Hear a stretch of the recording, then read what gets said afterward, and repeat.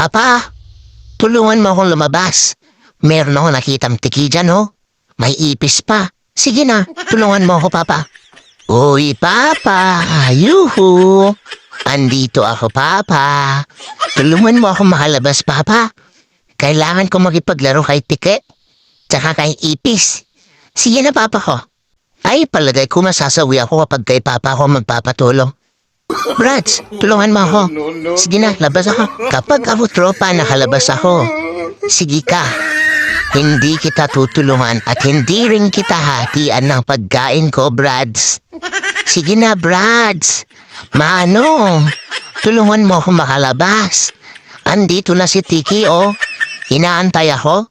Kalaro ako. Ay! Papa! Manong! Ano bang kailangan kong gawin? Magdadrama pa ba ako? Ha? Para lang palabasin niyo ako dito? Sige na. Tulungan niyo ako. Walang epekto ang paawa-epek ko. Teka, sandali lang. Ako ang bida sa kwento ko, ah.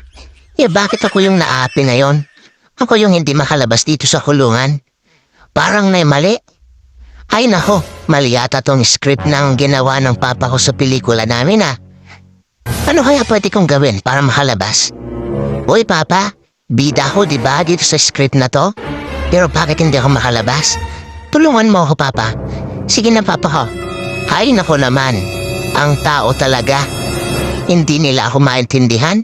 Porket ba, nyaw lang ang salita ko? Hindi mo na ako maintindihan, Papa? Ha? Hay nako, bahala na nga kayo dyan. Nagsawa na ako. Wala man ang gustong tumulong sa akin para makalabas ako. Itong si tropa ko, iniinggit pa ako. Gusto niya naman yata akong magligalig eh. Ano, gusto niya? Magligalig na naman ako?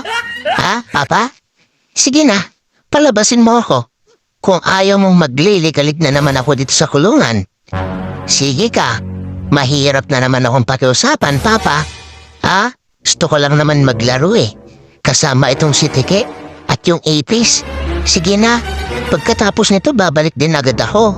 Dito sa kulungan. Sige na, Papa.